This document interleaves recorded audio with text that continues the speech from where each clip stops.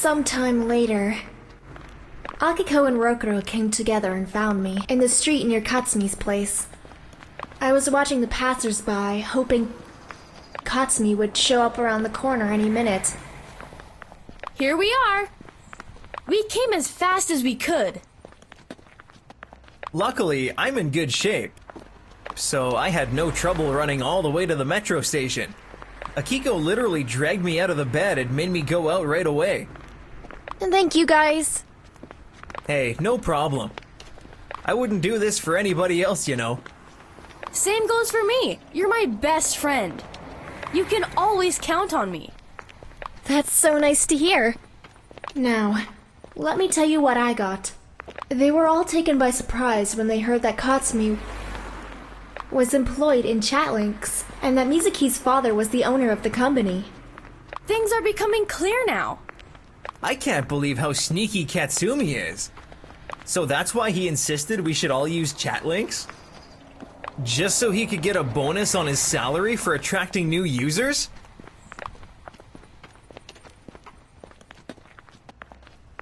It may seem so, Rokuro, but it doesn't have to be true. I don't want to believe that our friend would have taken advantage of us, but these are the facts. Take a deep breath, Rokuro. Remember, we're here to find answers. We shouldn't take anything for granted. Katsumi would have never used us to get a promotion. Just let me finish, okay? Sorry, go on. What else did Mizuki tell you? Mizuki's hoping that Katsumi will report for work soon because otherwise he's gonna get fired. She asked me to give him back the keys of his apartment if I happen to see him again. You have the keys to his apartment. That's exactly what we need. Rokuro, you of all people should know that what you're thinking about is against the law. And I don't feel comfortable breaking into somebody's apartment. Girls, this is not a matter of what's right or wrong, but rather what's necessary. For all we know, Katsumi's hiding for some reason, and we may find out why he's doing it. Think about that. Would you get into his apartment if you could save his life? To be honest, I'd most rather call the police now and get into the apartment with their permission. I get you, but the moment the police start to interfere, we won't be able to find out anything. At least you of all of us here read about it. Procedures. By the time they start the investigation, it will be too late. Then I guess it's up to us to start the investigation and bear whatever consequences may follow. You're not alone in this, and you won't be the only one responsible. I'll be the one to do it, and in case you want to call the police, feel free to tell them what I said. All right, Rokuro. I believe you know what you're doing. Even if he doesn't, Rokuro will find a loophole and pull through. Thanks, Akiko, for admitting I'm good at least at one thing. You have more than one great skill, Rokuro. You just don't want to show them. You're busted, mister. You're actually a sweetheart. Stop messing with me, Akiko. Don't make me start digging for a reason why you've built up walls around yourself. Guys, you're over the line. She started it.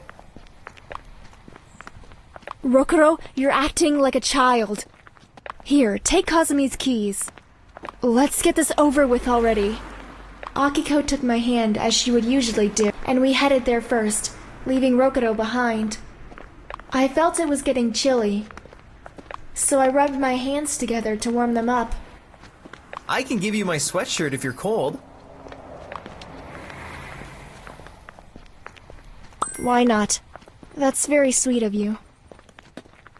Are you sure you're not cold? Absolutely. I got myself warmed up already. Rokuro, you really have a thing for weird stuff, you know? Akiko, you're a weirdo too, but loves you anyways. Couldn't agree more. I give up. Yes, I win! Rokuro, you'd better stop pushing your luck. Yes, ma'am. Just keep walking. You two go first. Rokuro was walking behind us and texting. Or whatever else he was doing, and he didn't want us to look at him. At some point, I turned around to see if he was still a long way behind, only to catch him looking at us and smiling. He raised his cell phone and took a photo of Akiko and me. Or just me, I wasn't sure. Rokuro, did you just take a photo of us? Maybe. Who's a weirdo now? Show me the photo, Rokuro! I'll send it to you later, I promise. Let's quit fighting now and do as we agreed. Rokuro unlocked the door to Katsumi's apartment and went in.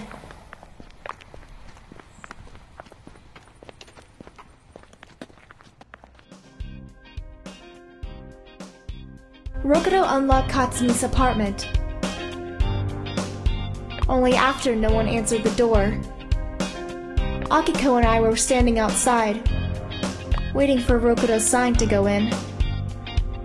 Girls, at first glance, it seems like everything is in place. Katsumi's PC is still on, but that's a regular thing. So we can get in? Yes. I have to warn you, please don't touch anything. And don't leave your fingerprints. In fact, it would be best if you didn't move anything. We watched crime TV shows too. I only hope this doesn't turn into a crime movie. Stay positive. Imagine Katsumi with some girl. You're such an idiot, Rokuro. I didn't fall for Rokuro's teasing as I knew he was just doing it to see how I'd react, or if I'd show any sign of jealousy. He could have asked me openly what he wanted instead of playing games. We have to start somewhere.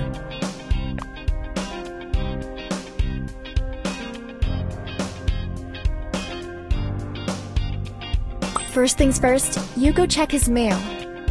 Maybe he was in debt and couldn't pay the rent, and now he has to hide because of that. Makes sense. Nothing unusual here. All of the bills are paid. He was even prepaying some of them. It's as if he wanted to make sure he wouldn't be left without electricity or water, in case he couldn't pay for the month to come. It looks like Katsumi hasn't run out of cash after— There you go. It was worth checking his mail. But now I'm wondering, has he been robbed? I repeat, stay positive. You two, snoop around a little and I'll check his computer. I have no intention of lifting the couch and looking for dirty socks. Katsumi's computer is not locked. There's no reason for that when you live on your own. Man, look at yourself, sitting at his computer after you got into his apartment thanks to the keys he lost. Katsumi couldn't count on this scenario. Luckily for us, let's see. This computer is full of ChatLinx data files. He works for the company. Nothing odd about that. What's in those data files? Now that I read the names, I can say I don't like what I see at all. Oh no. Show me. Look, this database is titled Users. ChatLinx app users? Yeah, Those data should be confidential. tell it to Mizuki's father. And what do we learn from this? Katsumi was sticking his nose where it didn't belong, and he can't show up at work because he'd get arrested. And we almost made it all easier for the police. It's just an assumption, though. We can't know what Katsumi's intentions were. I thought I knew Katsumi well. And yet, it turns out he didn't want us to know where he worked. I don't believe Katsumi's been doing anything behind our backs. However, I do believe some people's privacy could have been violated since the user's data leaked out. No matter how well you know somebody, there's always something they decide to keep from you. Rokuro couldn't find any info about where Katsumi could be at that moment, so we were left with no other choice but to wait for Katsumi to contact us. Sorry I let you down. I thought I'd dig up some important info that would lead us to Katsumi. We're gonna find him, Rokuro. I know that. I have a hunch. It's no use sweating over this anymore. Let's go home. Akiko, show some understanding for her feelings. Her best friend went missing. Wow, hats off to Rokuro. Akiko angrily headed toward the door and bumped into a cupboard. The bump forced it open, and then we just couldn't believe what we saw. A bundle of notes of different currencies together with Katsumi's personal documents were lying neatly packed with arm's reach. Check this out. An emergency kit. Some cash, his passport. He didn't take it with him, which means he didn't plan to escape. Why doesn't he keep his money in a bank like everyone else does? He could do that. If the origin of the money was clear, I mean. Listen, we'll put everything back to its place and then we're out of here, okay? I'm not gonna be the one to call the police and put Katsumi behind bars. Neither am I, but this double-edged sword.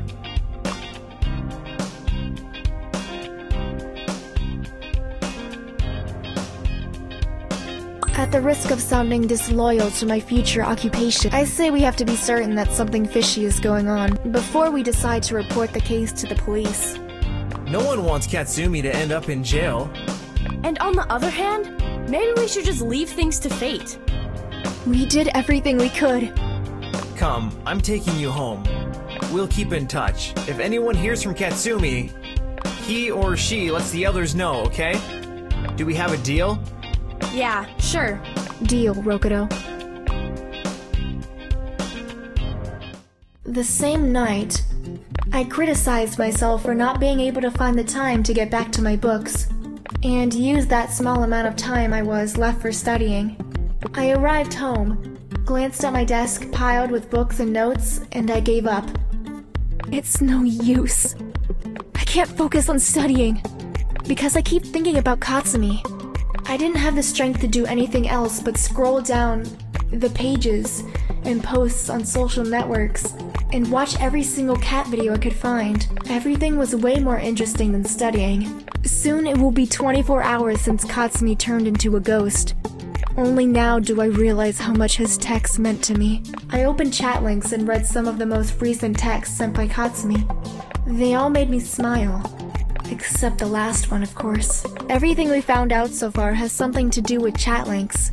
That doesn't surprise me though, as the app is beginning to affect our lives more with every— The next moment, Rokuro was already texting me. As he saw I was online. I didn't turn off that option cause subconsciously I also wanted to know who of my friends were available for chatting. That was how ChatLinx was affecting our lives. If I hadn't opened the app, Rokuro might have never contacted me. It looks like Rokuro's having trouble falling asleep too.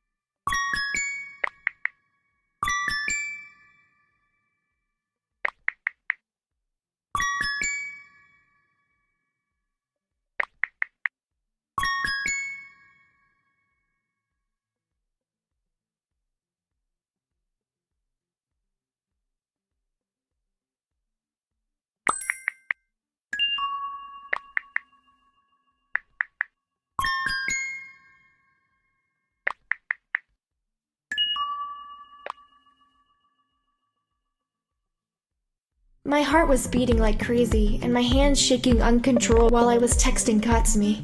I felt I was playing games with the guys' hearts, just like they were doing it with my feelings. They had no idea how their texts affected me. I need to breathe in some fresh air to come to my senses.